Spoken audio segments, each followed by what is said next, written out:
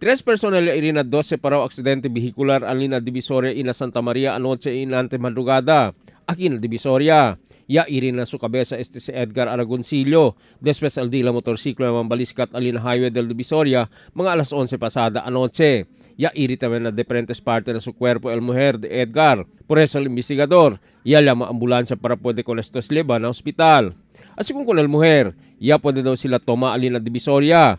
Cuando taon dya al noche, ya volvía sila. Ya liga akin na highway at tumba el di la motorsiklo. Con el mga biktima liba para alina Zamboanga City Medical Center. Mientras con el di la motorsiklo, ya lleva al pulis na estasyon por causa con el mga violasyon de este.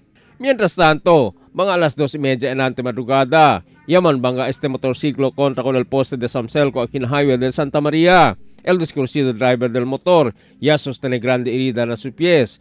Ya legal ambulancia iliba con el biktima na un privado hospital. Inuema sila con este reporta na pulis. Emil Tuban, Dateline Zamboanga.